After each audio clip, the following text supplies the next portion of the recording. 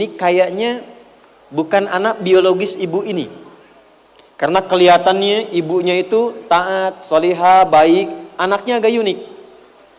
Maka setelah selesai belajar di kelas anak-anak itu, semua pulang, ternyata ibu yang tadi membawa kembali anaknya menyampaikan, Ustadz, saya senang dan terima kasih anak saya bertahan.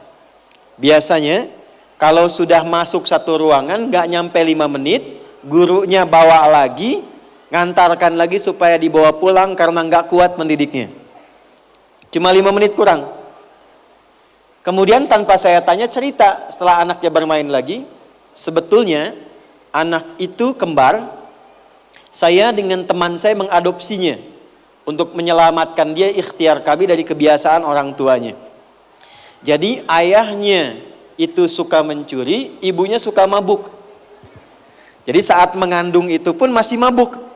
Makanya ketika dilahirkan untuk menyelamatkan, kedua orang tuanya itu diamankan, anaknya dididik salah satunya oleh ibu tadi. Dan itu tidak mudah mengeluarkannya karena harus dibersihkan. Selain dengan kebersihan pikiran, ya, kemudian kebersihan ibadah, juga yang kedua, yang kotornya mesti keluar, yang baiknya mesti masuk. Karena ketika jadi daging jadi karakter. Baik, maka itu doa yang pertama setiap pekan supaya minta kepada Allah dilindungi dari semua yang haram sehingga menjadikan sekeluarga itu jadi baik.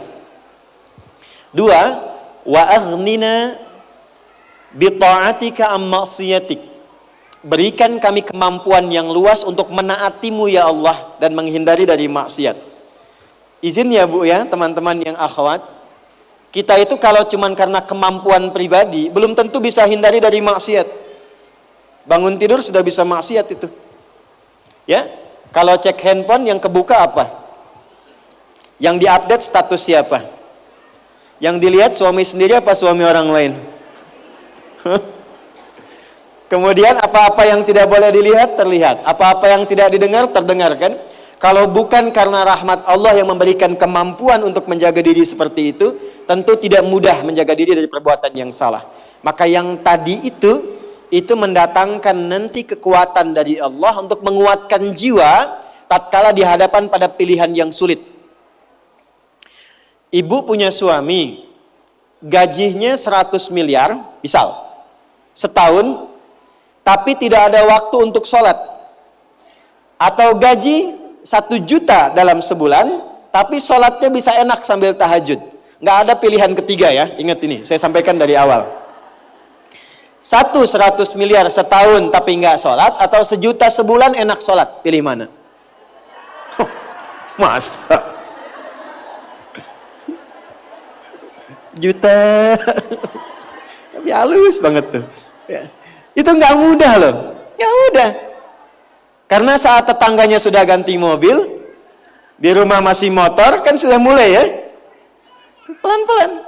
Nah itu kekuatan untuk meminta kepada Allah perlindungan dan kemampuan untuk mengejar yang baik yang Allah ridhai. Yang ketiga, wa bi fadlika amman siwa. Minta semua yang utama. Jadi kalau anak-anak sekolah pengen sama Allah, ya Allah berikan prestasi yang paling utama. Jadi kalau ada yang ranking 1, dia di atasnya lagi, setengah lah misalnya. Yang paling unggulnya, kalau hafal Quran bukan sekedar hafal, kemampuan untuk mengamalkannya. Kalau jadi ibu bukan hanya ibu yang baik, tapi ibu yang paling utama. Dan di antara sekian ibu yang utama yang pernah berkehidupan di bumi, yang teragungnya adalah Sayyidah Khadijah radhiyallahu taala anha. Ini bagian kedua kita belajar, mungkin eventnya agak berbeda. Karena itu saya minta konsentrasi agak lebih fokus. Karena biasanya mengajar di masjid dengan panggung seperti ini, itu kesuasana hatinya agak berbeda. Saya mohon tenangkan dulu hatinya, tarik nafas baik-baik, supaya apa yang disampaikan nanti meresap ke dalam jiwa, keluar dari sini mesti dapat sesuatu yang berbeda. Ya, saya tidak ingin masuk dan keluar sama, harus berbeda. Ya, yang sama itu ya sendalnya lah, masuk sendal, keluar sendalnya sama. Ya, baik. Tapi keadaan hatinya mesti berbeda. Sudah siap untuk belajar? Baik ya, bismillah kita mulai. Saya bukan ingin tausiah ya. Saya bukan motivator, bukan memberikan tausiah, tapi saya alim dari ulama memberikan pengetahuan. Harus dibedakan. Baik, kita mulai ke bagian kedua. Teman-teman yang akhwat yang baru bergabung, cek dulu di tayangan pertama sebelumnya, karena saya tidak ingin mengulang supaya waktunya tidak terlampau habis. Siapa Sayyidah Khadijah, nasabnya dari mana, ketemu nabinya seperti apa, sebelum masuk Islamnya seperti apa, itu sudah saya tuntaskan di edisi pertama. Sekarang kita masuk ke bagian keduanya. Bagaimana beliau bisa menata kurikulum dalam kehidupan rumah tangganya yang saat bersamaan bisa diterima oleh Allah dan Rasulnya, dan menempatkan beliau menjadi salah satu perempuan bukan hanya ahli surga, tapi pemimpin perempuan di surga. Dan kurikulumnya sudah diturunkan sampai kita bisa pelajari sekarang.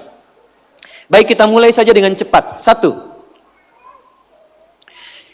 Setelah berumah tangga dengan Nabi sallallahu alaihi wasallam, Sayyidah Khadijah tidak pernah merubah kebiasaannya. Dari yang pertama ini.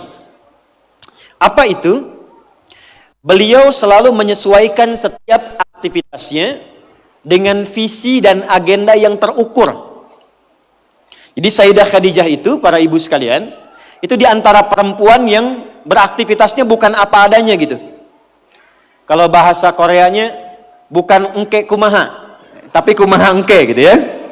Nanti bagaimana, bukan bagaimana nanti.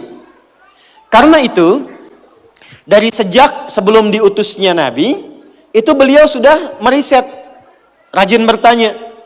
Sudah tahu akan ada Nabi diutus, maka beliau mengamati setiap aktivitas masyarakat yang kira-kira mendekati tanda-tanda kenabian itu.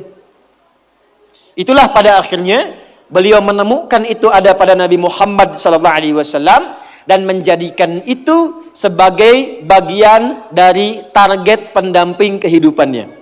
Makanya kemarin saya akhiri di sesi yang pertama tentang Sayyidah Khadijah, boleh sebetulnya perempuan itu ingin menentukan calon jodohnya itu bisa. Jadi tidak harus menunggu laki-laki dilamar. Ya, dia boleh bergerak ketika melihat ada yang kualifikasinya bagus. Dia bisa siapkan satu strategi lewat orang terdekat yang memungkinkan berta'aruf untuk dilamarkan. Itu bisa. Jadi kalau ibu melihat misalnya ada yang cocok dengan anaknya, ya, di tempat-tempat tertentu, laki-laki yang kualifikasinya bagus, jangan tunggu dia datang. Ibu berikan jalan supaya anaknya tersambung dengan dia. Itu fikih pertama Sayyidah Khadijah. Itu sudah tuntas saya sampaikan. Yang kedua, yang menarik begini. Setelah berumah tangga pun, ini yang indah. Maka yang dirumuskan oleh beliau pertama kali kurikulum akhiratnya. Prakteknya begini. Maaf, saya mau tanya sebentar ya. Saya mau tanya sebentar. Di akhirat siapa yang mau ke surga? Boleh angkat tangan. Oh ya, siap. Dah, turunkan lagi. Turunkan. Saya jawab ya atau tidak saja. Kita di dunia ini akan meninggal atau tidak? Ya. Berarti ini bukan tempat abadi ya. Tempat yang akan kita tinggalkan. Baik. Biasanya kalau meninggalkan satu tempat pindah ke tempat lain, butuh biaya tidak? Betul kan ya? Butuh bekal tidak? Ingin tempat yang nyaman atau yang biasa? Nyaman ya. Makanya mau ke Sabuga pun kan ke sini. Kenapa datang dari awal-awal? Supaya bisa menempati posisi yang strategis. Kan? Oke. Tempatnya nyaman kan? Tapi apakah datang begitu saja? Kan tidak ya. Ada medannya, ada jalannya, pikirannya, biayanya, macam-macam. Jadi pindah tempat ke Sabuga saja butuh perhatian. Apalagi pengen ke surga. Modalnya bukan lato-lato.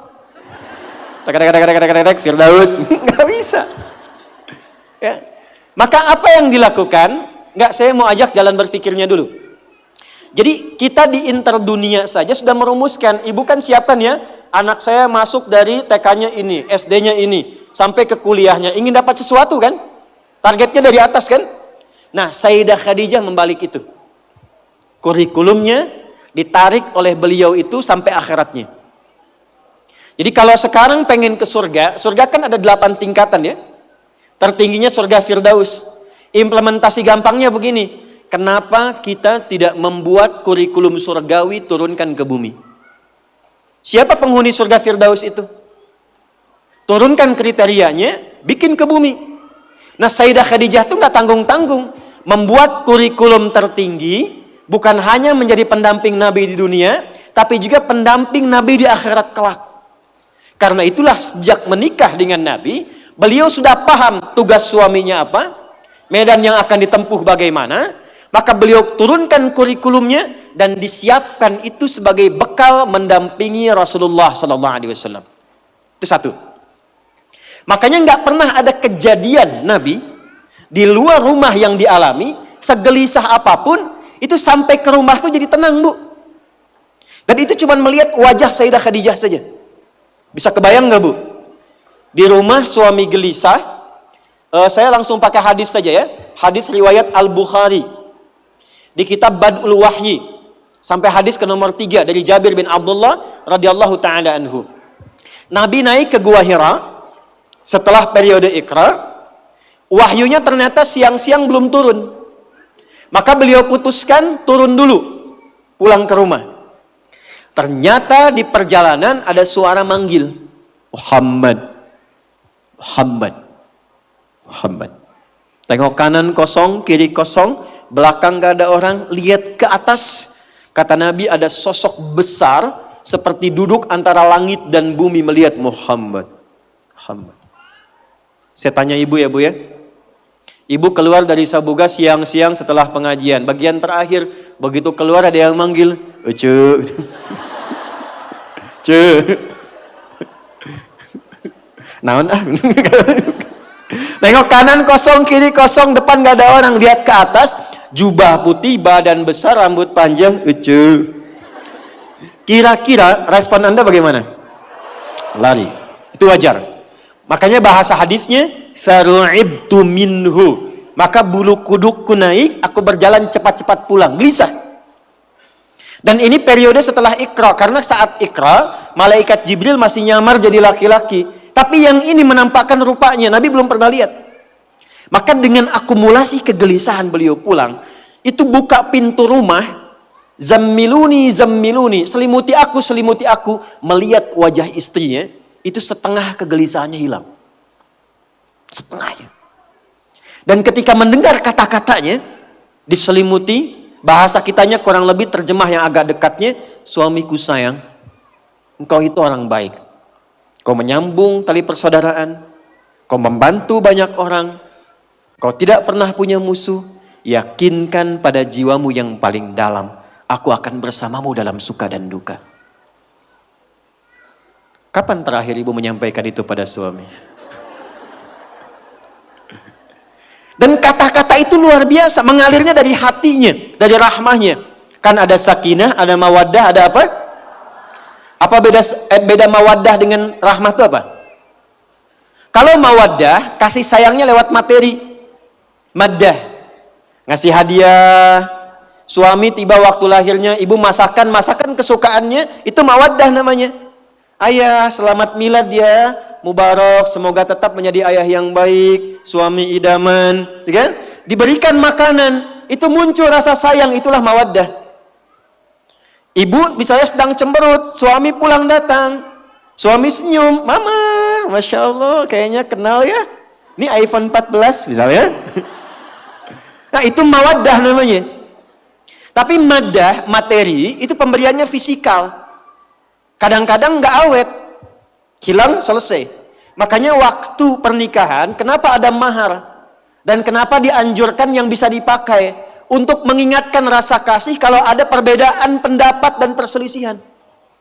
Jadi kalau ada sedang beda pendapat, sedang rasa nggak enak, tiba-tiba sholatnya pakai mukena yang diberikan saat akad, itu ingat lagi, luluh hati. Suami pun ingat kembali, luluh hati. Itu hikmahnya.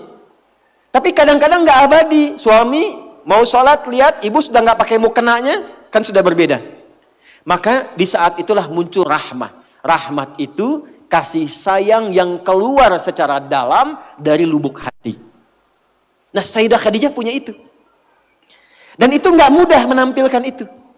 Makanya setelah periode itu, apapun yang dialami Nabi di luar, gangguan dari Abu Jahal, keluarga sendiri Abu Lahab, dan abu-abu yang lainnya.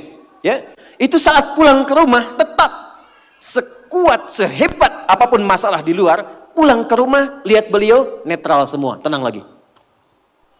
Coba dicek ya. Suami pulang dari kantor, di jalan banyak kemacetan, di kantor banyak masalah. Assalamualaikum, buka rumah, ibu sambut di depan. Ayah, Abi. Coba lihat, kalau masalahnya hilang setengah saja, Ibu Khadijah.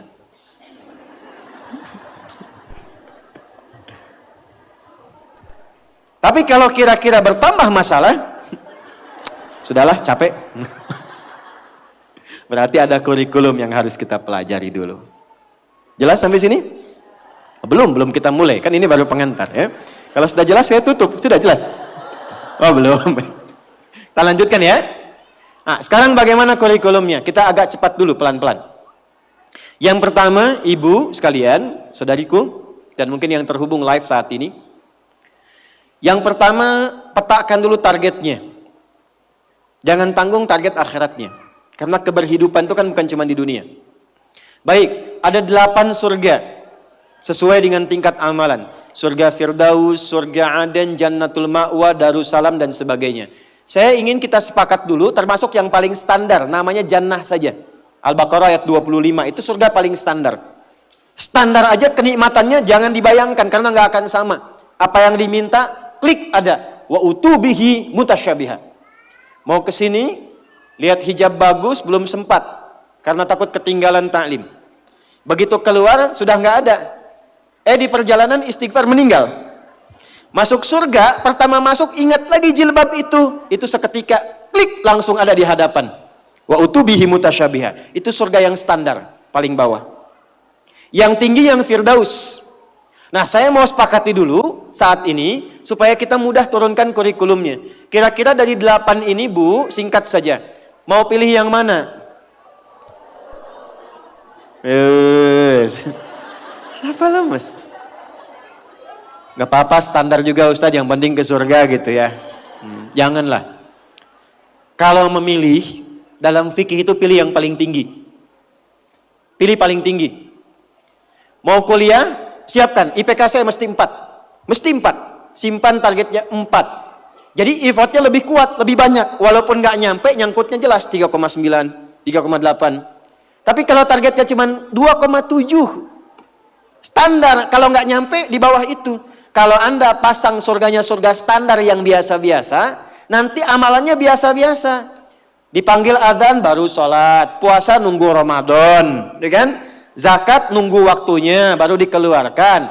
Nah, yang repot kalau nggak nyampe ke situ, nanti nunggunya di mana itu, nyangkutnya kemana, itu yang repot. Maka kita sepakati dulu, hari ini kita pilih sama-sama targetnya Firdaus ya. Oke, paling tinggi. Yuk kita turunkan. Mengambil kurikulum Sayyidah Khadijah sebagai perempuan terbaik, teragung yang pernah hidup di bumi. Standar pertama, turunkan target surgawinya. Sudah? Oke. Dalilnya dulu supaya lengkap ya. Quran surah ke-23 ayat 1 sampai 9. Quran surah 23 Al-Mu'minun ayat 1 sampai 9. Pelan-pelan. Nah, setelah ibu dapat, karakternya turunkan ke bumi, Bu. Value-nya, nilainya. Jadi apapun silahkan. Yang penting sifat penghuni surga Firdaus itu sudah sepakat diturunkan ke bumi.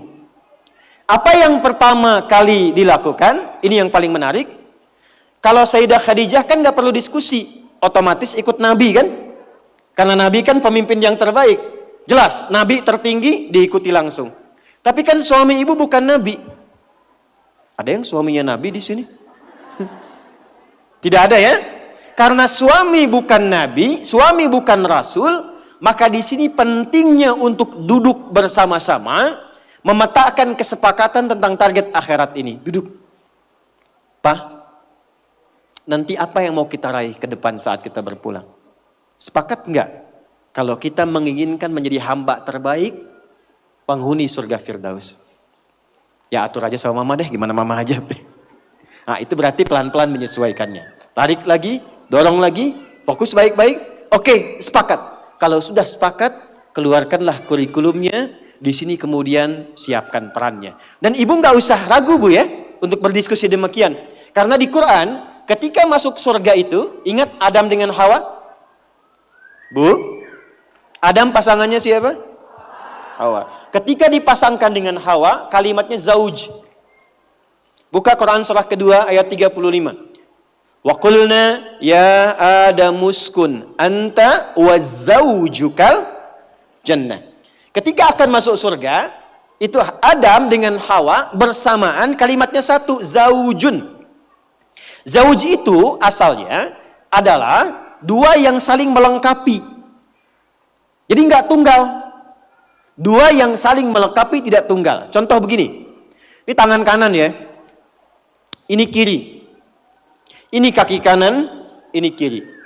Kaki kanan dengan kiri itu kelihatannya seperti sama-sama kaki.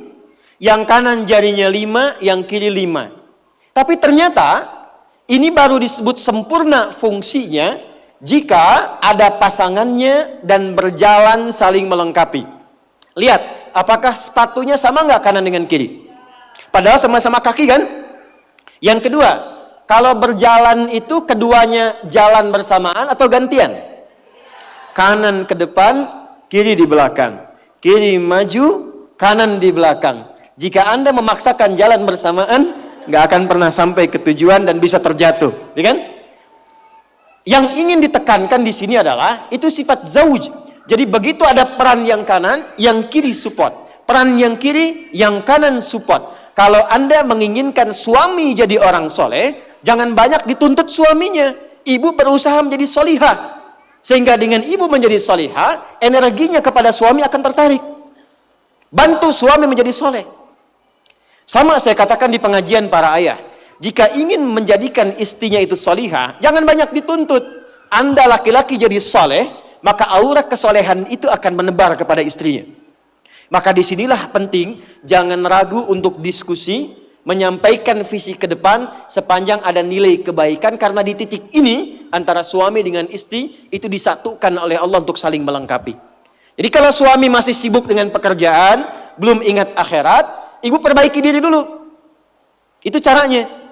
Pantaskan diri dulu di hadapan Allah, sehingga Allah memberi kemampuan di lisan dan hatinya untuk bisa memberi pencerahan kepada suami. Kalau ibu belum memantaskan, nanti suami menganggap ringan. Suami sibuk kerja, ibu baru hijrah. Nyampaikan ke suami, "Pak, sholatnya dijaga dong." Mama aja baru hijrah.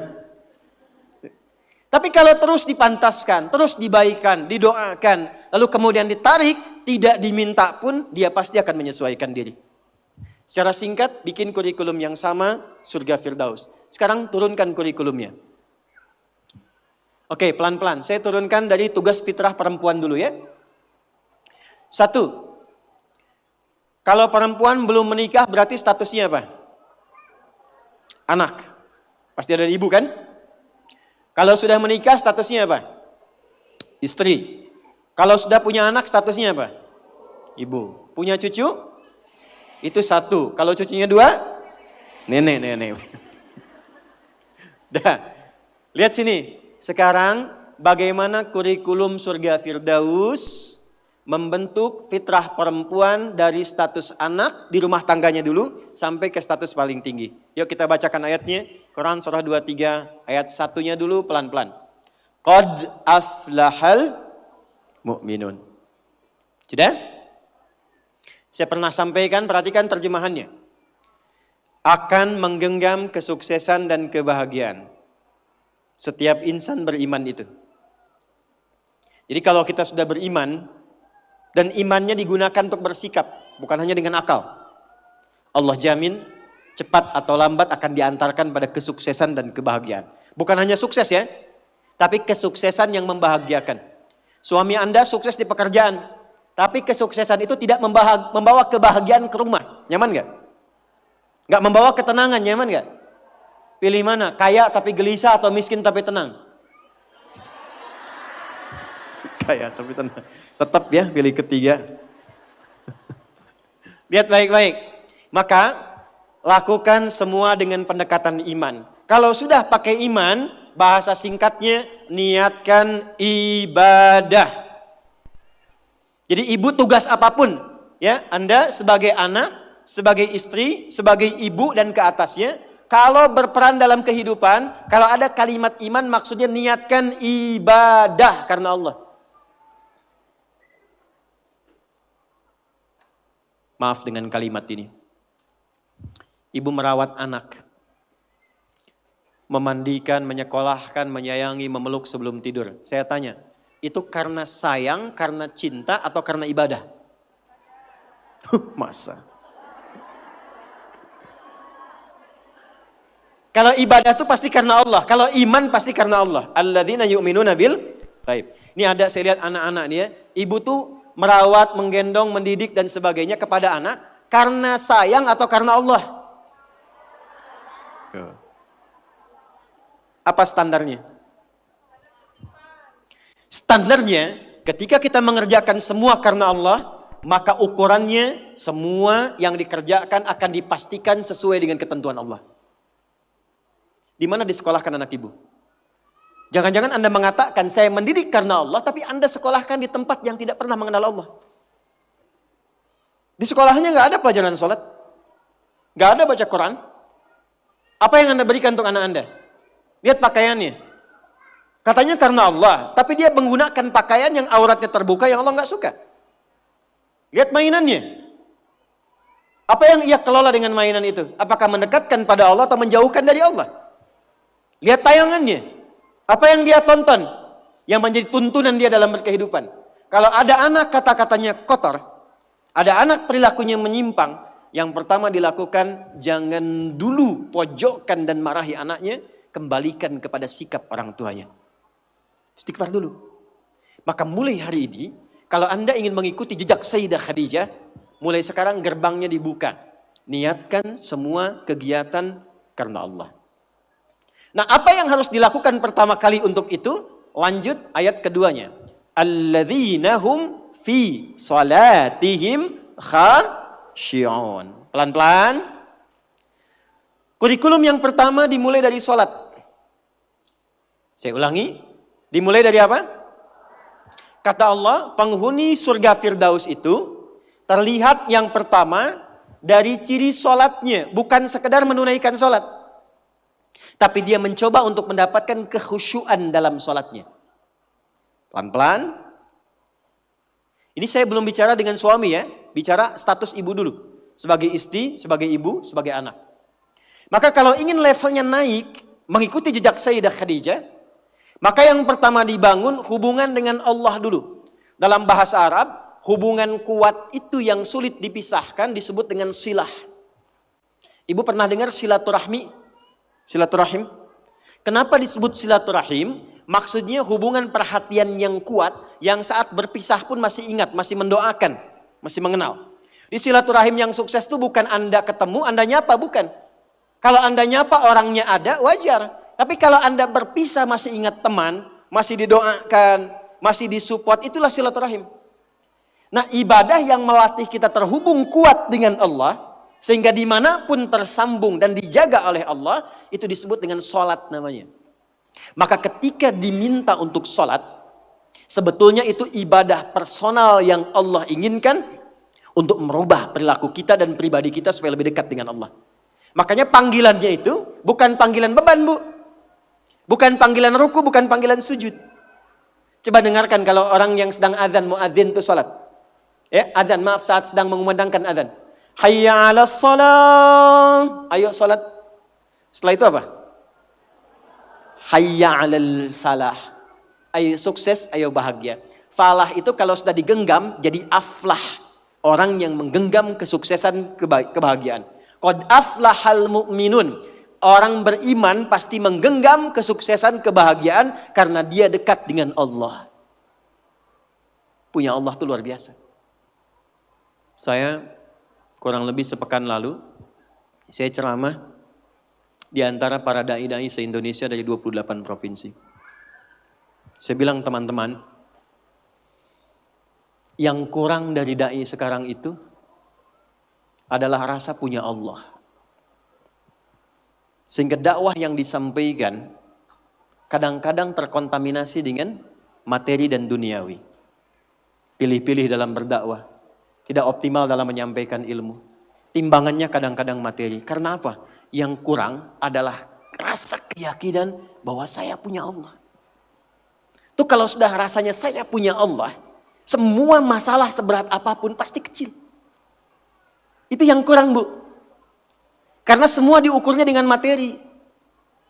Oh, ini anak-anak mau sekolah, kurang ini, malam kurang makan, ini kurang kendaraan, yang dirasakan kurang. Ukurannya apa? Materi. Tapi ketika orang mengatakan saya punya Allah dan Allah segalanya, maka setidaknya beban hidupnya akan berkurang dan semua apa yang akan dicari sesuai dengan kebutuhan. Maka saya kembalikan, kenapa yang pertama yang dilatih adalah sholat, dan itu mutlak bagi seorang perempuan. Karena nanti curhatan terbesar ibu ketika menghadapi tantangan dalam rumah tangga, itu akan banyak persoalan-persoalan yang diringankan oleh Allah ketika ibu optimal dalam sholatnya. Contoh, tuliskan Quran surah ke-12 ayat 85. Ibu kenal Nabi Yakub? Ayah bilang kenal, saya pulang. Nabi Yakub bapaknya siapa? Nabi Yusuf alaihissalam. Ibu masih ingat Nabi Yusuf punya berapa saudara? 12 ya? Baik. Beliau anak yang keberapa? Anak yang ke-11 dari ibu yang ketiga. Adiknya Bunyamin.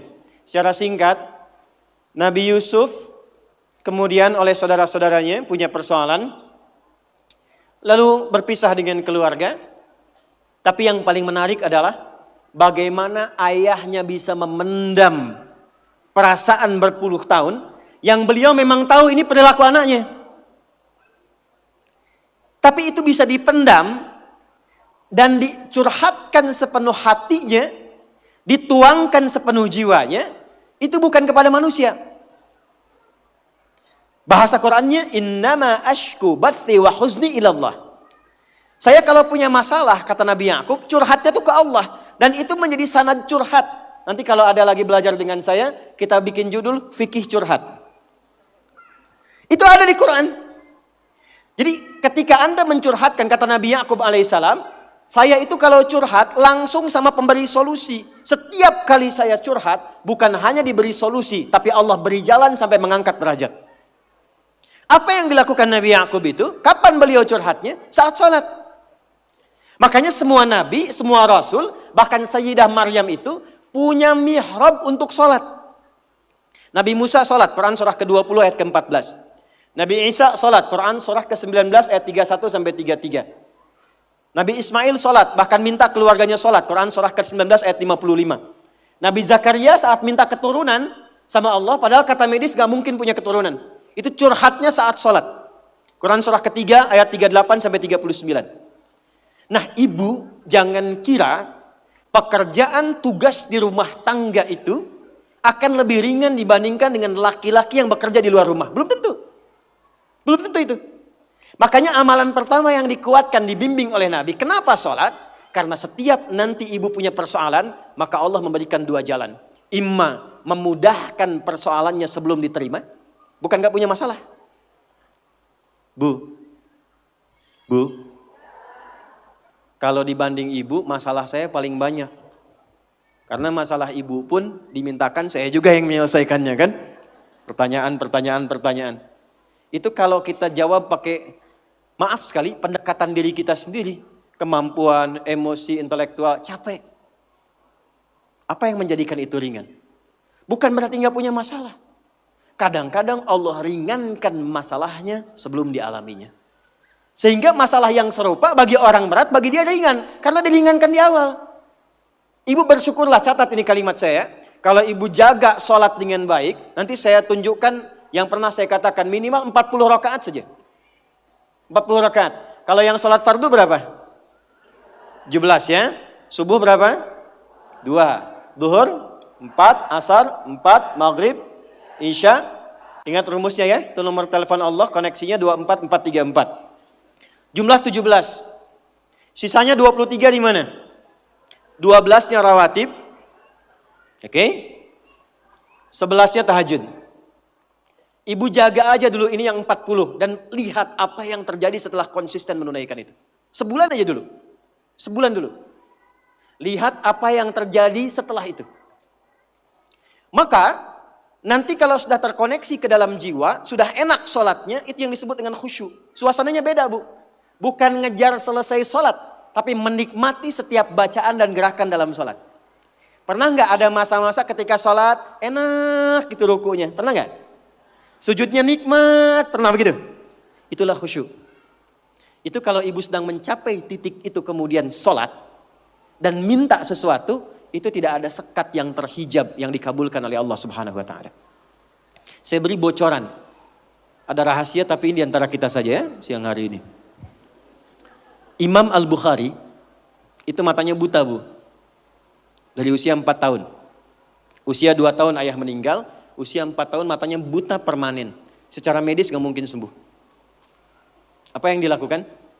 Singkat saja, Al-Bukhari kecil menghafal Quran, lalu datang ke ibunya, saya ingin belajar hadis.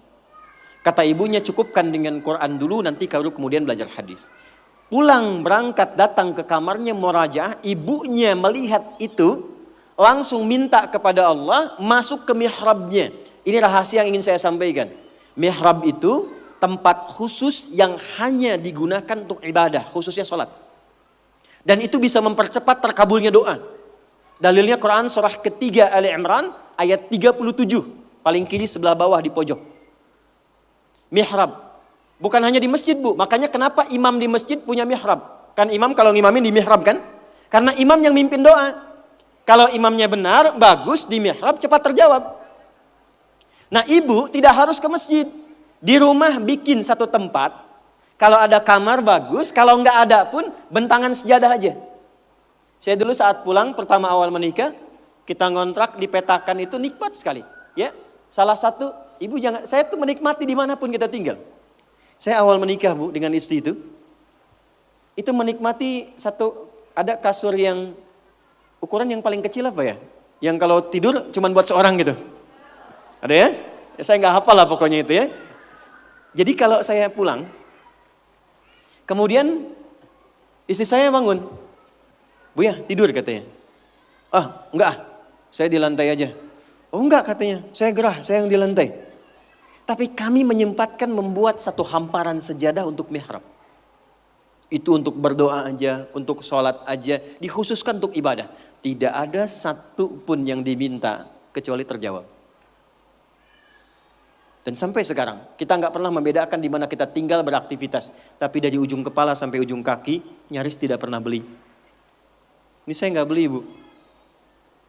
Ya, tapi kalau ada yang baru biasanya yang sudah ada saya lepas. Kemarin saya lepas 1 datang 2 peci. Ini nggak beli ini. Sampai ke bawah, sampai ke sendal tuh nggak beli. Ini kacamata kalau ada model baru tiba-tiba datang, saya nggak tahu dari mana. Ujung kepala sampai ujung kaki. Itu mihrab. Yang mau saya katakan, ibu jangan lihat saya. Allah berikan kesempatan yang sama untuk semua hamba. Curhatkan di situ, ibunda Imam Al-Bukhari masuk ke mihrabnya, sholat 2 rakaat. Memohon kepada Allah supaya disembuhkan mata anaknya, berdoa sampai tertidur. Secara singkat begitu selesai sholatnya, tertidur dalam doanya, tiba kemudian anaknya mengalami sesuatu yang luar biasa, sedang murajaah surat Qaf, tiba-tiba terbuka matanya bisa melihat kembali. Jadi ketika ibu sholat dan punya mihrab, jangan dikira itu biasa. Itu yang bisa meringankan suami dalam kesulitan. Ibu siapa yang tahu suami ada yang ganggu di kantornya? Ada yang iseng, ada yang ingin jatuhkan dalam persaingan. Kadang-kadang suami laki-laki, sekretarisnya laki-laki perempuan. Perempuan, ruangan sampingan, ketemu ibu cuma 4 jam, sekretaris dampingi 8 jam. Itu kalau nggak punya filter dalam jiwanya, nggak ada burhan yang ibu titipkan lewat doa, itu nggak mudah. Dari mana ibu bisa pastikan proyek suami itu halal? Dari mana ibu bisa pastikan uang yang dibawa itu benar? Ibu bisa titipkan kepada Allah. Mintakan kebaikan kepada Allah supaya menjaga dalam kebaikan suami ketika bertugas. Itu bisa dilakukan dalam sholat. Ibu sekolahkan anak di SD misalnya. Ibu tungguin atau ibu tinggal? Ditinggal. Ibu yang mengandung 9 bulan. Ibu yang memberikan ASI hampir 2 tahun atau 2 tahun. dididik di baik-baik, sehat, hafal juz amma sebelum sekolah. Tiba-tiba ibu titipkan di sekolah dengan lingkungan yang ibu belum bisa jamin. Jadi baik nggak anaknya? Siapa yang bisa menjaga anak ibu? Kalau ibu jawab Allah, hubungan ibu dengan Allah baik nggak? Demi Allah saya katakan, betapa banyak seorang ibu yang sudah menyiapkan anaknya baik, tiba dia ke sekolah kok anaknya berubah. Kata-katanya jadi nggak betul, perilakunya jadi menyimpang, susah diingatkan. Siapa yang bisa menjaga itu? Saya tunjukkan satu kisah yang luar biasa. Bu, kalau ada 10 rapat, 9 memilih A, yang 1 memilih B. Yang diikuti yang mana? Ini rapat ya. Ada rapat menentukan 2 pilihan. 9 memutuskan A, 1 memutuskan B. Pilih mana? A kan? Yang 9 ya. Tapi yang terjadi, yang 1 yang diikuti, yang 9 ditinggalkan. 10 saudara Yusuf rapat. Yang 9 mengatakan, uqtulu Yusuf. Bunuh aja Yusuf. Penyebab kita itu kurang dapat perhatian dari ayah kan Yusuf. Kalau Yusufnya nggak ada, perhatian ke kita semua. 9 memutuskan bunuh Yusuf. 1 mengatakan, jangan dibunuh. Lemparkan aja ke tempat gelap. Yang penting kan Yusufnya nggak ada. 9 memilih A, 1 memilih B. Dan biasanya setan kalau menggoda itu nggak akan tanggung. Langsung ke tingkat tertinggi. Tapi apa yang terjadi? Yang dipilih ternyata yang 1. Oke, kita sepakat gak usah dibunuh. Lemparkan. Alqihi fi ghayabatil jubbi yaltaqithu ba'da sayyarah. Lemparin aja ke tempat gelap. Apa yang menjadikan mereka terjaga sehingga tidak jadi membunuh Yusuf dan alih-alih membunuh menempatkan di tempat gelap. Ternyata itu adalah doa orang tuanya yang sering menitipkan anaknya kepada Allah. Ibu nganterin anak ke sekolah, dititipkan gak sama Allah? Atau cuman bye-bye, salaman, lepas, tinggal, pulang? Titipkan bu, doakan. Di sekolah kami, dari mulai PAUD, pendidikan anak usia dini, di KB, itu hari pertama bukan cuma ibunya, ayahnya mesti ngantar. Datang, hal pertama yang dilakukan anaknya untuk membisikkan di telinga ayahnya akan bekerja. Ayah, doakan ya Nanda belajar. Ayah, Nanda doakan sukses bekerja, tapi tolong jangan cari rezeki yang haram ayah ya, yang dibawa ke rumah. Itu dibisikkan oleh anak yang usia 4 tahun. Dan tidak ada adegan yang terjadi kecuali air mata yang berlinang, memeluk, mencium, kemudian pamit. Dan itu menjaga. Itu menjaga. Perbaiki sholat dulu bu. Nah nanti dari sholat itu, ibu nggak bilang pun nanti Allah tanamkan kepada anak, kepada suami segala kebaikan. Itu kurikulum pertama. Saya sering ceritakan di berbagai tempat, seorang anak yang gak pernah mau sholat. Saya ngasuh pesantren dulu di Jakarta. Seorang ibu datang, wajahnya sendu mengatakan, Ustadz, anak saya gak mau sholat. Sekolahnya apa bu? SMP. Ibu udah ingatkan berkali-kali. Sudah gak usah diingatkan lagi. Malam ini ibu sholat aja. Di kamar anak ibu, masuk ke kamar anak ibu, sholat di sampingnya, gak usah diminta bangun. Sholat di sampingnya, lalu mohon kepada Allah, ya Allah engkau titipkan dia dalam rahimku. Aku yang mengandung, aku yang melahirkan, aku yang merawat. Ringankan hisabku di akhirat kalau memang jauhnya dia dari Allah karena sebabku. Ibu minta sama Allah, gak usah bangunkan, gak usah ingatkan. Nanti 3 hari lagi, ibu kesini lagi, kita lihat apa yang terjadi. Hari ketiga, dari kejauhan, ibu itu teriak gembira, Ustaz, saya masih ingat. Dan membawa seplastik nasi uduk. Wah ibu kok senang sekali. Anak saya sudah sholat. Kok bisa sih bilang. Ternyata malam tadi, di malam ketiga dia bangun, dia peluk ibunya, dia minta maaf. Maafkan Nanda ma, maafkan Nanda ma. Saya dengar mama berdoa, maafkan saya. Saya tuh bukan gak mau sholat, tapi kan papa juga gak pernah sholat. Tuh. Papa kan gak sholat juga. Akhirnya dari situ kemudian bermaafan, anaknya mulai mau belajar. Demi Allah saya katakan, setelah peristiwa itu bukan hanya anaknya dibimbing sholat oleh salah seorang santri dari kami, tapi minta dibimbing untuk menghafal Quran. Sejak saya meninggalkan pesantren untuk diteruskan oleh santri berikutnya, anak itu sudah hafal kurang lebih 2 juz. Dari yang tidak pernah sholat, jadi pelaku sholat dan hafal Quran 2 juz. Mungkin sekarang sudah khatam 30 juz. Sholat. 2, saya cepat. Jangan cukupkan soleh sendiri bu.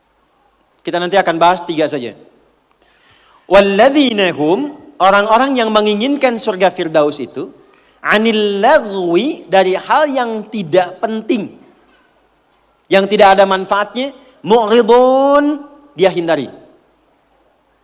Saya ulang ya. Dari segala hal yang tidak bermanfaat, dia menghindarkan diri dari segala yang tidak penting. Jadi penghuni surga Firdaus itu orientasinya yang bermanfaat saja. Yang penting apa? Kalau ada pertemuan, manfaat gak? Penting gak? Ada kumpul-kumpul, penting gak? Ada pengajian, pengajiannya bermanfaat atau cuman kumpul-kumpul datang saja? Penghuni surga Firdaus, dia petakan semua kegiatannya dalam frame segala yang bermanfaat, segala yang penting saja. Sekarang mulai ibu evaluasi, bawa ke rumah.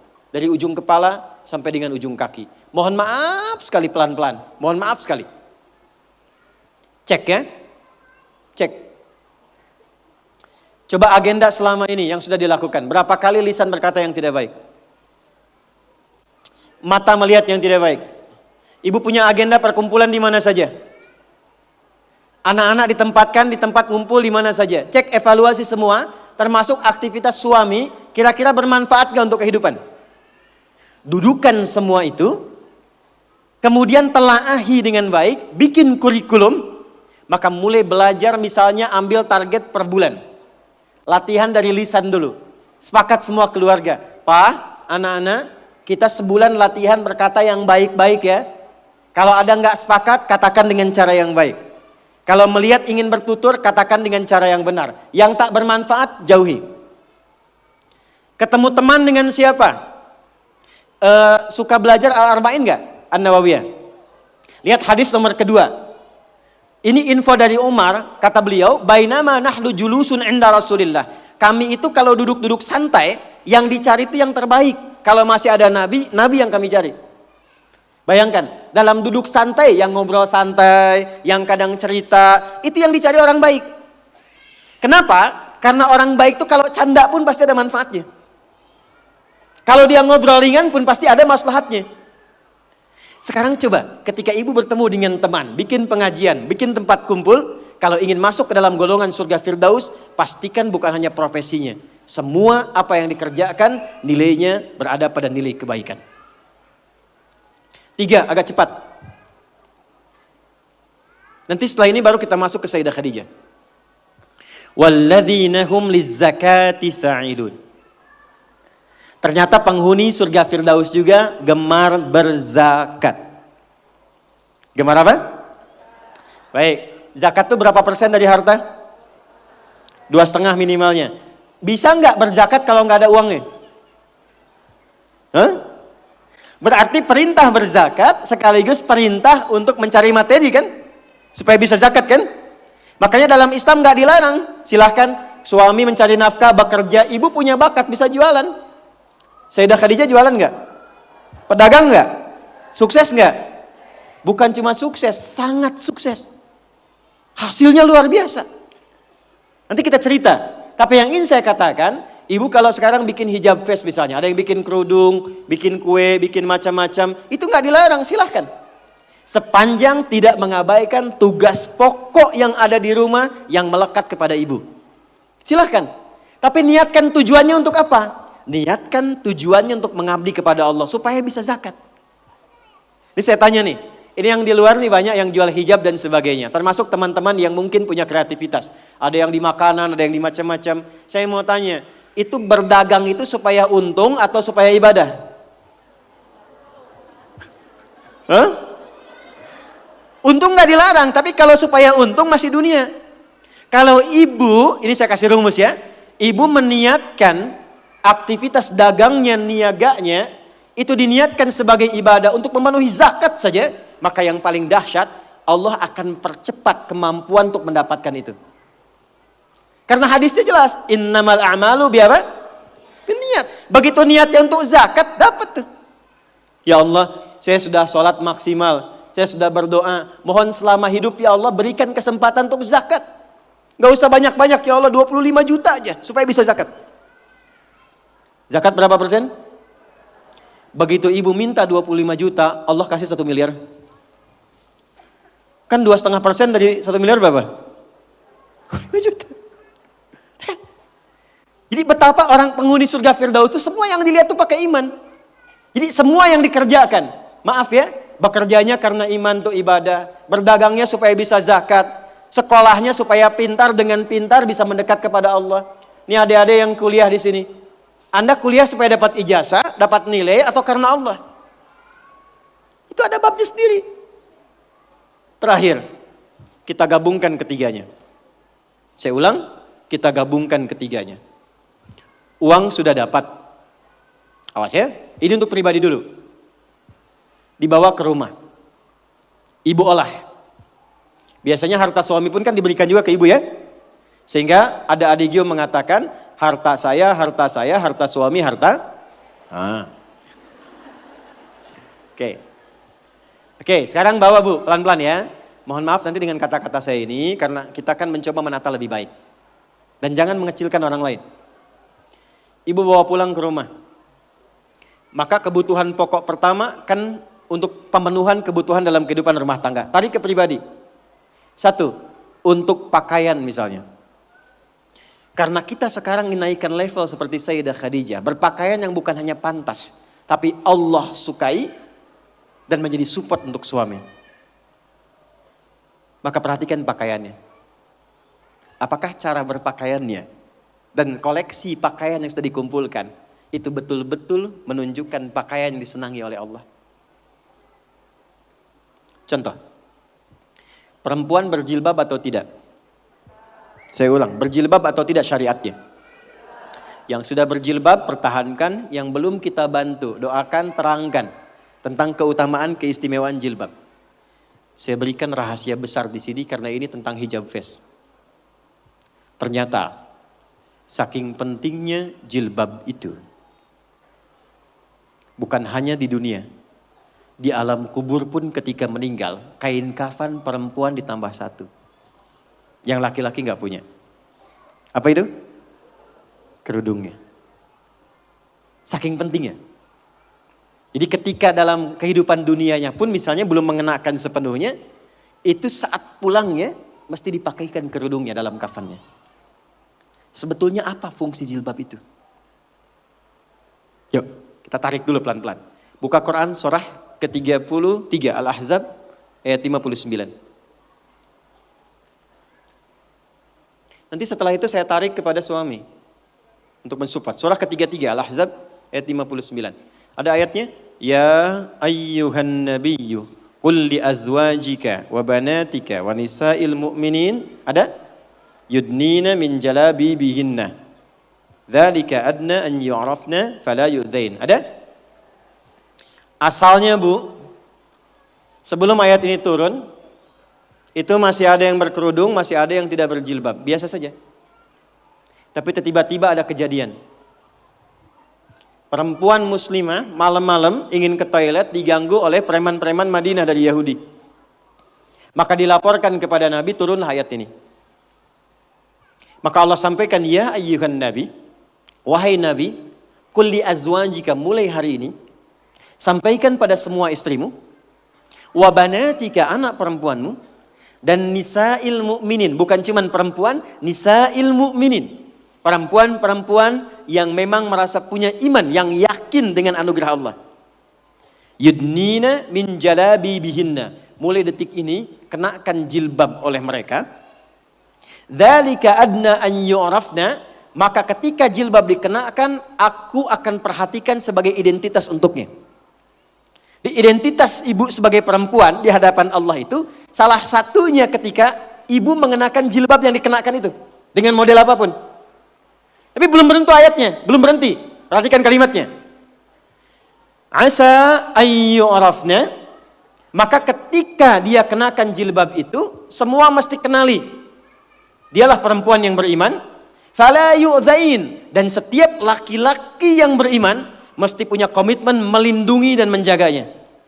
Jadi ketika ibu kenakan jilbab itu kami yang laki-laki, yang pria-pria mukmin ini, itu terikat dengan komitmen kepada Allah. Kalau ibu ada yang ganggu, ada kesulitan, kami mesti bantu. Itu asalnya. Di Allah turunkan ayat hijab jilbab itu bukan sekedar ingin menutup, tapi memberikan kemuliaan pada perempuan. Dan ini fikih jarang diketahui laki-laki juga. Jadi ketika ibu ke pasar nih ya, kesulitan misalnya, beli beras sulit, terlihat ibu pakai jilbab tuh. Itu laki-laki itu yang melihat itu langsung respon bantu. Dan Allah jadikan itu mengikat dalam fitrah hati setiap insan beriman. Itu poinnya. Sekarang ingin saya katakan, ketika Allah memberikan hadiah yang sangat luar biasa dan mengistimewakan, diambil gak? Diambil gak? Maka perhatikan, kalau di era Sayyidah Khadijah hasil niaganya diserahkan untuk dakwah Nabi, maka di era kita dibalik. Apa yang dihasilkan oleh suami diolah oleh istri perempuan, ada pendapatan dari istri dikumpulkan, coba dari situ kreasikan untuk membeli atau mendapatkan sesuatu yang Allah sukai. Punya anak perempuan, apa yang Allah sukai dari perempuan ini? Ibu kalau nggak percaya silakan ya, kasih makanan yang halal, kasih pakaian yang paling benar, nanti cek, masukkan dia ke sekolah Quran. Demi Allah saya katakan, tidak tunggu lama dia akan cepat mendapatkan hafalan Qurannya. Karena ibu menyiapkan dia untuk mendapatkan kalam Allah dengan penampilan yang Allah sukai. Jelas? Oke. 4, sekarang kita masuk kurikulumnya.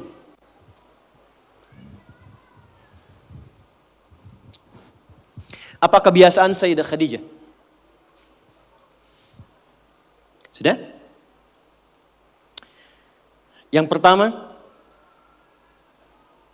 beliau menyempurnakan tugas di rumah tangga yang tidak membebani Nabi ketika pulang. Saya ulang, beliau menyempurnakan tugas di rumah tangga yang tidak membebani Nabi ketika pulang. Bu, kita menghargai semua perkembangan pengetahuan, teknologi, peradaban dan sebagainya. Tapi ibu jangan sampai lemah dalam satu hal ini. Demi Allah saya katakan, apresiasi tertinggi dari Allah kepada seorang perempuan yang telah berumah tangga, ternyata bukan profesi dunianya. Tapi ketika ibu bisa optimal menjadi seorang ibu dengan semua tugasnya. Kalau belum menikah jadi seorang anak dengan tugasnya. Kalau menikah belum punya anak jadi seorang istri dengan tugasnya. Nanti saya turutkan hadis-hadisnya. Jadi ibu itu ke surga, maaf ya, kalau nanti masuk dengan izin Allah misalnya, tingkat tertingginya itu bukan karena misalnya aktif mendampingi kegiatan di luar. Bukan karena aktif punya kegiatan banyak dengan teman-teman, bukan. Yang paling utama itu di rumah, anak bagaimana? Sehingga ketika suami pulang, dia membawa satu hasil dari kegiatannya, dalam lelahnya dia menikmati candanya yang telah menyelesaikannya istrinya. Itu bu, setiap apa yang dikerjakan kalau benar demikian, perhatikan hadisnya di At-Tirmidzi. Idza shallatil mar'atu salataha wa shamat shamaha wa hafizat farjaha qila laha yaumal qiyamati udkhulil jannata min haitsu syi'ti. Kalau ada seorang perempuan enggak pernah salat sunnah, cuma salat fardu saja. Enggak pernah puasa sunnah, puasanya Ramadan saja. Dia menaati pada suaminya, menjaga kehormatan keluarganya. Dia menempatkan tugas di rumah sebagai tugas utamanya. Maka apa yang terjadi? Qila laha yaumal qiyamati, dikatakan kepada perempuan ini saat kembali kepada Allah di yaumil hisab, udkhulil jannata min haitsu syi'ti. Cepat langsung masuk surga dari pintu mana saja yang kamu kehendaki. Enggak ada hisab. Sekarang ibu enggak dilarang, silakan. Pengajian banyakin, optimalkan. Tapi dengan pengajian itu balik bawa ilmunya kepada anak. Kalau perlu aja. Kegiatan di luar silahkan. Tapi jangan sampai, maaf, ibu aktif di luar, tapi anak ibu dititipkan pada orang lain. Sehingga dia mendapatkan karakter dari perawatnya, bukan dari ibunya. Jadi wajar kalau dia nggak kenal ibunya. Wajar kalau nggak akrab. Wajar kalau dia mencari jati diri di luar. Karena dia nggak kenal ibunya. Nanti kalau saya dengan ayah, saya bicara fikih ayah. Sehebat-hebatnya ayah, sesibuk-sibuknya di luar, itu di Quran selalu dialognya anak dengan ayah, nggak pernah dengan ibu. Ibu pernah dengar misalnya ada dialog ibu dengan anak di Quran? Nggak ada. Selalu ayah, anak, ayah, anak. Kenapa? Karena fungsi ibu itu sudah di rumah yang paling utamanya. Maksud fungsi di rumah itu adalah capaian dengan anaknya optimal, kasih sayangnya, curhatnya diterima, perawatannya, candanya. Kenapa banyak dialog dengan ayah di Quran? Karena ayah kesibukan banyak di luar, jangan sampai karena sibuknya itu lupa dengan keluarga di rumah. Karena ternyata yang ditunggu anak itu adalah sosok orang tuanya. Nah sekarang sudah ayahnya sibuk, ibu ikutan sibuk. Apakah salah? Tidak. Salah itu ketika ibunya sibuk, anaknya tidak mendapatkan orang tuanya. Itu problemnya.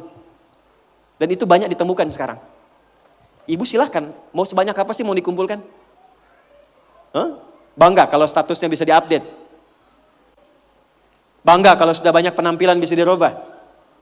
Ibu nggak khawatir kalau anaknya mencari perhatian di luar. Ibu nggak pernah bahkan sempat menyapanya. Cuman ketemu, berangkat, tidur, ketemu lagi. Lalu apa yang mau dicari dari apa yang dikumpulkan itu? Saya ini kalau pulang, sejak saya punya anak pertama, sekarang punya anak yang kelima, tidak pernah saya pulang nyampe rumah, dipanggil dengan panggilan yang biasa teman-teman panggil. Ustadz, Kiai, Syekh. Gak pernah saya pulang datang rumah, Kiai, gak ada. Ustadz. Dari dulu anak saya, ketika saya pulang datang, dia tunggu, bahkan ada yang nunggu sampai jam 11 malam. Anak usia 3-4 tahun nunggu sampai jam 10, jam 11.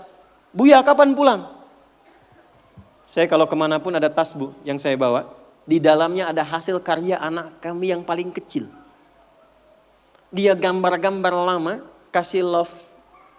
Kemudian kasih kayak orang-orangan dia gambar. Dia tuliskan, minta tolong kepada kakaknya nomor 2 yang perempuan. Tuliskan, I love you Buya. Dan dia cuma tunggu ayahnya. Yang dia pengen bapaknya. Jadi begitu pulang ke rumah, dia tunggu, dibuka pintunya, Buya. Gak pernah dia panggil Ustaz gitu. Gak ada. Ya, main kuda-kudaan yuk. Ya udah jadi kuda kita jam 11 malam. Tidur. Tapi itu yang indah. Dan itu sesuatu yang sangat luar biasa. Nah, Sayyidah Khadijah itu sebelum Nabi pulang itu sudah khatam. Makanya kita belum pernah dengar kan kisah cerita Fatimah merewelkan Nabi. Pernah nggak? Umi Kulsum merepotkan Nabi? Nggak ada. Dan selalu silent kisahnya. Pulang ke rumah itu selalu kisah di rumah itu tenang. Nggak ada satupun bab problem rumah tangga Nabi dengan anak. Nggak ada. Siapa perannya? Sayyidah Khadijah, karena beliau mengerti optimalnya harus dari beliau. Sehingga ketika suami pulang nggak ada diskusi beban lagi yang bertambah untuknya. Silahkan punya aktivitas di luar rumah. Tapi ibu akan dimuliakan sebagai seorang ibu, anak dan istri ketika pulang kembali ke akhirat kelak. Itu satu. 2, saya agak cepat sekali. Yang pertama prioritas keluarga bu, anak. Untuk ibu ya. Selanjutnya, harta. Mohon maaf sebesar-besarnya. Sayyidah Khadijah, walaupun mendapatkan penghasilan dari aktivitas dagangnya, tidak pernah menjadikan bagian harta beliau hanya untuk dikuasai bagi pribadinya. Dan gak pernah ada perjanjian pranikah misalnya. Ya Muhammad SAW, saya nikah punya harta segini ya. Kalau nanti ada kejadian ini jangan diambil ya, gak pernah. Apapun yang diusahakan, maka dikumpulkan menjadi satu untuk mensupport cita-cita mendapatkan yang tertinggi di hadapan Allah. Ibu apapun yang didapatkan kalau punya penghasilan, pendapatan dan sebagainya, dudukan jadi satu sebagai harta keluarga bersama. Rumuskan untuk anak-anak. Anak pertama mau kemana? Bikin tabungan, bikin persiapan. Anak kedua seperti apa? Anak ketiga bagaimana? Bicara dengan suami. Maka ini diantara ciri yang pernah diajarkan oleh Sayyidah Khadijah. Sekalipun dagangannya cukup banyak, tapi semua yang dihasilkan untuk mensupport kegiatan yang diarahkan pada tujuan yang sama. Surga. Jelas? Oke, yang terakhir. Ini saya pun mengakui saya agak kurang di sini. Sehingga kalau istri saya lihat juga, insya Allah nggak akan protes. Meluangkan waktu untuk diskusi. Bicara ngobrol. Saya ulang ya. Meluangkan waktu untuk diskusi, bicara, ngobrol yang saling menguatkan, bukan mengungkit kekurangan. Nabi Muhammad sibuk gak? Sibuk gak? Banyak tantangan gak? Tapi ketika pulang ke rumah, ngobrolnya itu dengan Sayyidah Khadijah selalu yang baik-baik, yang romantis, yang saling menguatkan. Gak pernah ada satupun kalimat tercatat di dalam lisan Sayyidah Khadijah, kenapa sih begitu sibuk? Datang ke rumah cuma bawa masalah. Kenapa sih gak punya waktu? Kenapa sih banyak kegiatan di luar? Tapi ketika pulang ke rumah, aku selalu mendukungmu. Nabi mengatakan kegiatanku ini dan ini. Aku akan berangkat ke sini menemui si fulan. Baiklah, siapkan, optimalkan, Allah pasti melindungi. Sehingga semua kegiatan, beban yang dirasakan, itu ketika berangkat gak sendirian. Jadi beliau pun dalam sendirian pun merasakan aura-aura Sayyidah Khadijah. Mau berangkat kerja, merasakan pesan dari istri. Pulang dari situ, ditinggal pun istri merasakan pesan dari suami. Ini yang harus dioptimalkan. Dan ibu, apa yang terjadi? Ketika dimanapun suami beraktivitas dengan pola seperti ini, maka Allah menjaga ikatan pertalian rumah tangganya, sehingga dijaga dari sifat-sifat rentan yang kemungkinan bergeser atau menodai kehidupan rumah tangganya. Maaf, ini bahasanya agak halus ya. Jadi kalau ada godaan dari pihak lain itu tidak mudah untuk mendapatinya, karena kalimat istri sudah sampai pada jiwanya. Sepeninggal beliau pun ketika Sayyidah Khadijah meninggal, itu kemimpinya terbawa. Karena kenapa? Dialognya nyambung. Khadijah, Khadijah, Khadijah. Tuh. Kebawa. Bisa nggak menciptakan suasana itu? Jadi kalau kita simpulkan, satu, tingkatkan hubungan dengan Allah lewat skema sholat dengan baik. Yang kedua, jadi ibu yang paripurna yang memperhatikan keadaan anak, keluarga dengan sempurna. Sekalipun ada aktivitas di luar, pastikan yang di dalam baik dulu. Yang ketiga, pintu dialog yang dibuka untuk saling menguatkan dengan pasangan. Itu terjaga, itu optimal, istiqomah aja Bu, 3 itu sampai dengan meninggal. Maka silahkan tunggu panggilan pulang. Ya ayyatuhan nafsul mutmainnah, irji'i ila rabbiki radiyatan mardiyah fadkhuli fi ibadi wadkhuli jannati. Baik, saya akhiri ke ujungnya. Saya berikan waktu nanti 10 menit kalau ada yang ingin bertanya apa saja, karena ini saya terakhir kali untuk membimbing di sini. Ya, saya harus berikan pernyataan bahwa mohon izin, mungkin ini bagian terakhir dari ta'lim saya pada ibu semuanya, dan besok saya akan berangkat ke Jepang, membuka sekolah di sana, ya. Dan di sini mungkin ini bagian terakhir kita akan berjumpa sebelum Ramadan. Nanti setelah Ramadan kita tata lagi ya. Nah. Sebelum Ramadan, betul kan? Ya. Ramadan tanggal berapa nanti? Tanggal 1. Tanggal 1, kalau 23 batal 22 hari. Tanggal 1 Ramadan. Nah, pelan-pelan ya. Ramadan gunakan dengan baik kurikulumnya untuk menerapkan apa yang tadi disampaikan. Jadi saya tidak ingin pulang dari sini lupa dengan sholat. Ya. Yang kedua, maaf sekali, maaf. Pulang cek lagi ya. Pakaian, harta dan sebagainya. Itu saling menguatkan. Kalau bisa begini, Bu, izin ya, maaf, ini bagian terakhirnya. Sayyidah Khadijah tuh nggak sendirian. Beliau punya partner, teman dialog. Kalau bisa cari teman-teman yang baik, saling mengingatkan. Ya, bikin saf yang baik, saling menguatkan, saling mengingatkan pada yang dicintai oleh Allah Subhanahu wa taala. Jadi, saya simpulkan 3, sholat jaga. Yang kedua, kondisi di rumah dijaga dengan baik. Pastikan semua apa yang dicintai oleh Allah itu yang kita gunakan, perangkat, pakaian, makanan yang masuk, tugas yang paling optimal. Dan yang ketiga, selalu punya visi ke depan yang baik yang didialogkan untuk dengan suaminya masing-masing. Maaf, ibu sekarang yang punya anak-anak, segera siapkan anak itu ke depan mau jadi apa. Ibu yang rencanakan, itu Sayyidah Khadijah begitu. Ya, ini si anak nomor 1 ahli apa, kedua apa, ketiga apa, dialog dengan suami, terangkan kepada anak, ajak jalan ke tempat-tempat itu untuk motivasi. Itu poinnya. Kalau ini dilakukan sampai akhir kehidupan, mudah-mudahan dalam nuansa yang singkat ini Allah berikan keberkahan pada kita semua insyaallah. Baik, paham? Jelas?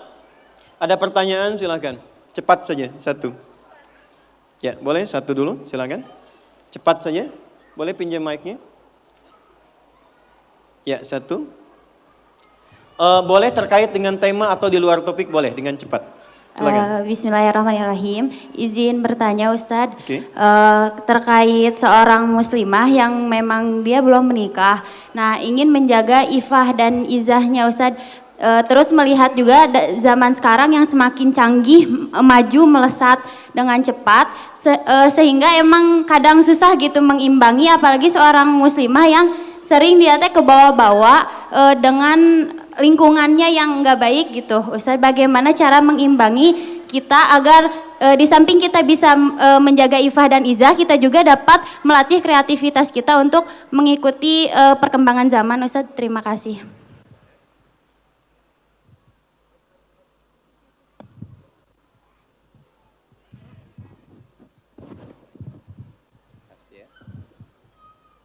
Saya jawab dulu.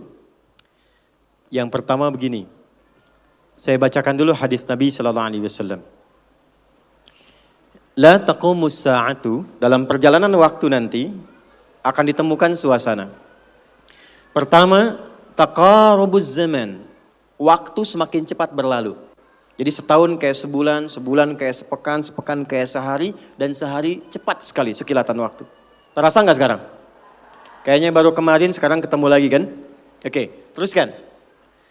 Taqarubul aswaq, pasar mudah diakses. Terjadi percepatan digitalisasi. Dulu berangkat ke pasar pakai angkot, gitu kan? Kemudian turun, beli sesuatu. Sekarang klik, datang ya. Di masa-masa itu akan terjadi seperti apa yang Anda sampaikan.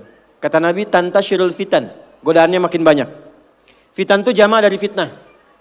Dari pergaulan, dari perpecahan, dari hoax, dari polarisasi, yantashirul kadzib, banyak manipulasi. Maka dalam suasana itu apa yang Nabi bimbing kepada kita untuk menjaga dalam kebaikan? Satu, pilih teman-teman terbaik. Suhbatus salihin. Kalau di perempuan, suhbatus salihat. Pertama bagaimana? Misal, lihat apa yang sekarang porsinya kita kerjakan. Anda sebagai mahasiswi misalnya, ketika berangkat cari teman-teman yang baik, yang kira-kira mendekatkan kepada Allah. Pintar, saleh, baik, bisa punya visi yang sama-sama yang baik.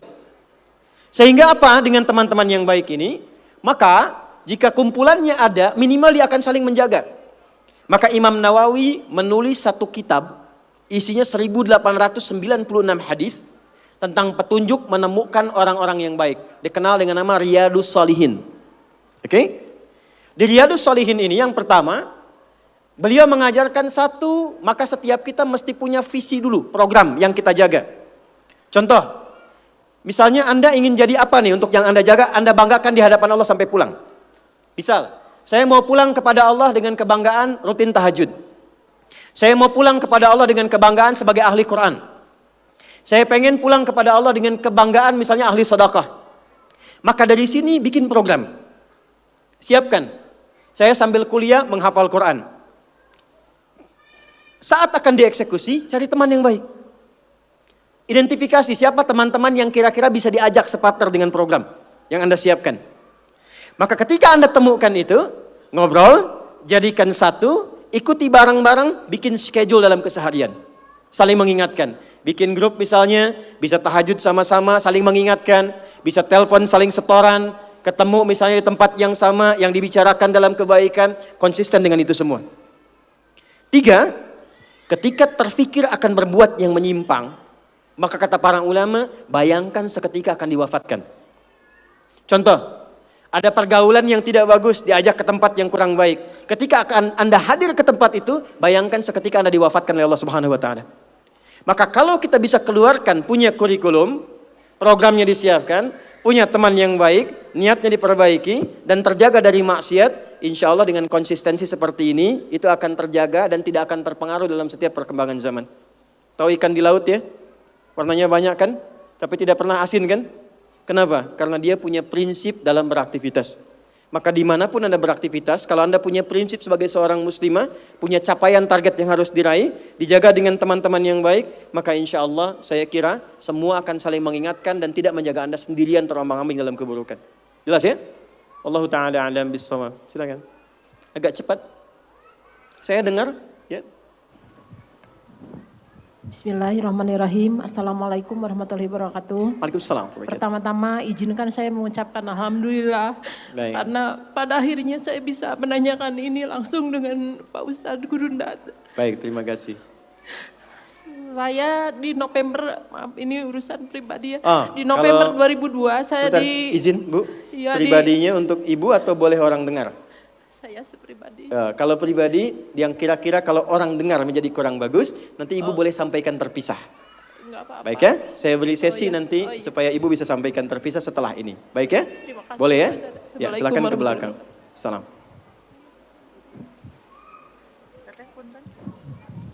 Assalamualaikum Ustadz. Salam. Ana min Malang, fil hakikoh ana uridu ada ila Misro wa asta'adda darusna ma sodiqatina fil Misro sanatain walakin qadarullah fi akhirih ijaz syahadati roba ala sanatain. Summa Ustadz akhirih ana darustu fil jami'a funnun. Summa sami'tu qala sodiq ya Ustadz hada anis shalah as-su'al yakni limada jika sholat bisa merubah kehidupan seseorang, lantas mengapa? Mohon maaf ibu-ibu, ini pertanyaan teman-teman saya. Lantas kenapa seorang mungkin marbot atau takmirul masjid la ghaniyun ya Ustadz? Hada sya'urtu bil huzn wa hada soal yubatiluni bakam tulisannya kadalik. Wa ana mutawatir la astati ajibu hada soal kadalik Ustadz. Alhamdulillah. طيب بعد من كنا تريدنا أن تسألنا باللغة العربية فلا بأس. Syukran Ustadz. عفوا. So you can ask me with any languages that you want to speak. If you want to ask with English, okay, inshallah. Even in Arabic, inshallah, I will answer. Even in Japanese, watashi wa Indonesian wa desu.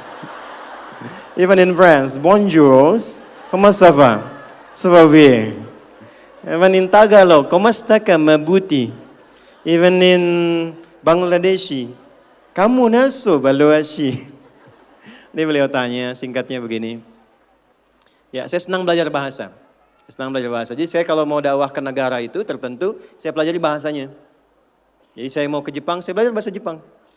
Ya, saya mau ke Eropa, saya pelajari. Ini teman kita, adik kita bertanya, kenapa marbot masjid itu nggak kaya?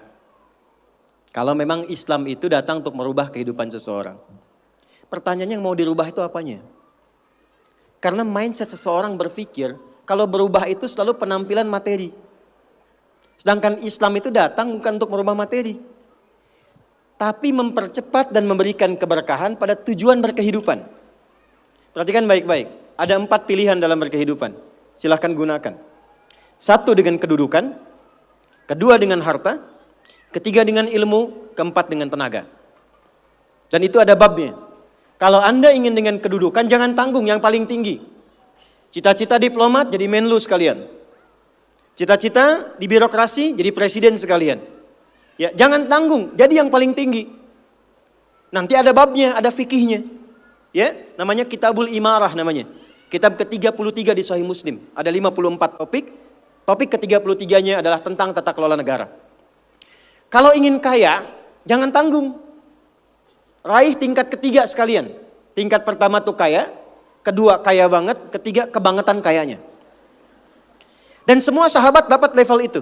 Nanti ada kurikulumnya di Al-Bukhari, Kitabul Buyu', kitab tentang tata kelola niaga.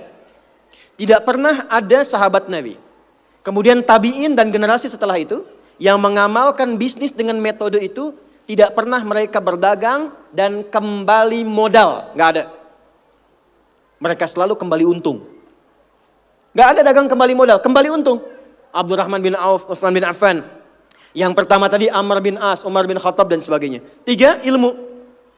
Ilmu jangan tanggung, jadi pakar di bidangnya. Utsman lihat, oke, yang di birokrasi Amr, saya di harta. Tapi Ali melihat, Utsman sudah ngambil harta. Amr sudah ngambil kedudukan, saya pilih ilmu, passion saya di ilmu. Maka yang diperdalam ngaji. Abu Hurairah ikut, Salman ikut. Jadi kebanggaannya itu bukan ketika kaya, tapi ketika dia punya ilmu yang bertambah. Dan itu yang dia bawa bekalnya menghadap Allah. Kemudian yang paling menarik, ilmu sudah diambil oleh Ali bin Abi Thalib, Abu Hurairah. Harta diambil passionnya oleh Utsman. Kedudukan diambil oleh siapa? Umar bin Khattab. Ya, kemudian Amr bin As. Maka Bilal melihat, dari 4 ini tinggal 1, tenaga. Maka beliau dedikasikan hidupnya untuk mencari ridha Allah yang merubah hidupnya dengan tenaganya. Dengan tenaganya. Maka yang dipakai azan. Allahu Akbar, Allahu Akbar. Selesai azan, Nabi langsung komen. Bilal langsung like, sahabat langsung share. Dan kita subscribe sekarang. Apa komen Nabi? Aku dengar suara terumpah kaki Bilal di surga. Bilal ketika mendengar itu, Adzan aja udah komen saya ke surga. Ngapain lagi saya kerja harta seperti Utsman? Secukupnya yang ada, yang penting saya jaga, meninggal masuk surga. Itu fikihnya. Maka dari sini muncul fikih marbot. Jadi kalau Anda ingin jadi marbot untuk mencari dunia, Anda salah tempat. Anda harusnya datang ke Hijab Fest, lihat orang jualan, pelajari itu, besoknya jualan jilbab. Kalau Anda ingin menjadi seorang ilmuwan, salah kalau jadi marbot. Belajar, datangi pengajian, pelajari dengan baik. Saya gini-gini juga, saya senang riset, senang belajar. Kalau saya sedang kosong, artinya tidak mengajar, saya ajak keluarga ke toko buku. Saya sampai sekarang masih belajar fisika, Bu. Kimia saya belajar. Saya masih ngitung proton, elektron, ini kemana, ini senyawa, ini unsur, ini apa. Ya, besi misalnya rumusnya verum, F besar, E kecil. Atomnya itu nomornya 26, ada isotop 55, 56, 57, 59. Yang paling stabil itu isotop 57, surah 57 ayat 25 sampai 26, surah besi kan. Gitu. Saya sampai riset. Energi potensial, EP sama dengan M dikalikan G dikalikan dengan H. Kalau potensi kita bagus jadi kinetik, setengah M dikalikan V kuadrat. Gabungkan EP kemudian dengan EK menjadi energi mekanik, dipakai kemana aja. Karena passion saya di pengetahuan. Jadi kalau ditanya saya nyambung. Saya cuma gak bisa main lato-lato aja. Orang tanya saya hukum musik. Saya gak semudah lisan mengatakan halal, haram, tidak. Saya riset, Bu. Sampai ke notasinya. Apa jenis musik, apa karakternya. Dari syair sampai ke sekarang. Sampai ke notasi. Itu saya pelajari. CDF, GABC, GFIS, DFIS, G, DFIS, G, ABCIS, D, ABCIS, D, FIS, GIS A, FIS, GIS A, BCIS, DIS E, BCIS, DIS F, FIS, GIS AIS B, FIS, GIS AIS B, CIS, DIS AIS FIS, CIS, AIS FIS, GIS AIS BIS, CIS. Apakah saya bisa main musik? Tidak. Saya nggak terlalu suka. Main piano nggak bisa, gitar nggak bisa, karena gelombang kami di Quran beda. Tapi untuk memberikan hukum saya riset. Saya tahu ini lagunya fulan, fulana. Kita bisa berikan hukum. Ya? Kalau kita tahu passion kita bisa milih pertahankan untuk pulang, jadikan itu sebagai istiqomah jalan pulang kita. Jadi kalau Anda pengen sukses, ukurannya duniawi, jangan jadi marbot. Nanti kotak infak hilang semua. Marbot itu pilihan, fikih sanadnya ke Bilal. Saya punya murid-murid yang belajar khusus tingkatan S1 sampai S3. Kami berikan beasiswa, nanti sebentar lagi dibuka untuk yang perempuan. Itu yang ngajarnya semua pakai sanad. Jadi azan aja ada sanadnya sampai ke Nabi. Semua hadis pakai sanadnya. Jadi itu jawabannya. Untuk menjadi marbot, perubahan yang dihadirkan dalam Islam, tinjauannya tidak selalu materi. Maka apa yang dipilih itu? Kalau sudah dipilih, maka jaga konsisten sampai pulang. Nanti menjaga konsisten itu babnya 9 lagi tingkatannya. Untuk konsisten. Konsis 1, konsis 2, konsis 3, konsis 4. Sampai konsis 10. I think that's all. I share the ideas. أنا أعتقد هذا الذي يعني أستطيع أن أجيب لك. فانظر الوقت إلى قبيل العصر. عصر الساعة كام؟ الساعة كام العصر؟ Oh maaf, jam berapa asar? Sudah masuk? Karena sudah, kita harus praktek. Jangan sampai kita ngobrol, kita diskusi, kita belajar, tapi prakteknya kosong. Kita berdoa dulu, saya yakin banyak pertanyaan yang akan disampaikan, lain waktu kita bisa sajikan. Kita berdoa, mudah-mudahan doa kita dikabulkan oleh Allah Subhanahu wa Ta'ala. Tadi yang bertanya 2 orang ya? Masing-masing saya kasih hadiah 1 juta rupiah ya? Baik. Yang lain tawakal aja ya. Ayo kita berdoa, mudah-mudahan doa kita dikabulkan. A'udzubillahi minasyaitonirrajim. Bismillahirrahmanirrahim. Allahumma nusalli wa nusallim ala habibikal karim rasulikal mustafa al-amin sayyidina Muhammadin wa ala alihi wa sahbihi ajma'in. Allahumma rabbana la tada' lana fi maqamina hadha fi kulli maqamin dhanban illa ghafartah. Ya Allah, jika ada pendosa di ruangan ini atau sekitarannya, jangan biarkan ia meninggalkan tempat ini kecuali Engkau ampuni segala dosa-dosanya. Allahumma wala hamban illa farajtah. Jika ada yang tengah merasakan kegelisahan di ruangan ini, jangan biarkan ia pulang kecuali Engkau telah tenangkan keadaan hatinya. Allahumma wala asiran illa yassartah. Jika ada yang tengah mengalami kesulitan dalam hidupnya, mohon dengan segala keikhlasannya ia belajar. Mohon ya Allah ringankan dan hilangkan segala kesulitannya. Allahumma ja'al jam'ana hadza jam'an marhumah wa tafarruqana min ba'dihi tafarruqan ma'sumah. Ya Allah, Mohon jadikan pertemuan kami saat ini pertemuan yang mengeratkan kebaikan dan mendekatkan kami denganmu. Dan bila pun kami mesti berpisah, jadikan perpisahan kami yang meratkan silaturahim dalam kebaikan yang engkau sukai. Allahumma ja'alna min ibadikal muttaqin as-salihin. Ya Allah, jadikan kami termasuk hamba-hamba yang engkau nilai soleh dan takwa dalam pandanganmu. Waj'alna min ibadikal ladzina nuhibbu ya Allah Rasulullah sallallahu alaihi wasallam min ummatihi salihin. Dan jadikan kami termasuk pecinta Rasulullah, umatnya yang soleh yang ditunggu oleh beliau di telaga firdausnya. Rabbana atina fid dunya hasanah wa fil akhirati hasanatan wa qina adzabannar. Wa sallallahu ala sayyidina Muhammad wa ala alihi wa sahbihi ajma'in. Wa akhiru da'wana subhanakallahumma wa bihamdika nashhadu an la ilaha illa anta nastaghfiruka wa natubu ilaik. Walhamdulillahi rabbil alamin. Teman-teman, para akhwat, ibu, setelah Ramadan, di luar kegiatan Saf Muslimah, saya kasih berita baik. Saya akan bikin kurikulum tentang perempuan dalam Al-Quran dan Hadis. Nanti kita akan bikin kelas-kelas khusus yang kalau ibu mau ikut, kelasnya namanya kelas ibu rumah tangga. Ada 5 kelas dan itu gratis, nggak ada biaya, ibu bisa tersambung. Nanti kita infokan setelah Ramadan insya Allah. Terima kasih, semoga semuanya sehat dan berkah. Jangan lupa sholat ya. Assalamualaikum warahmatullahi wabarakatuh.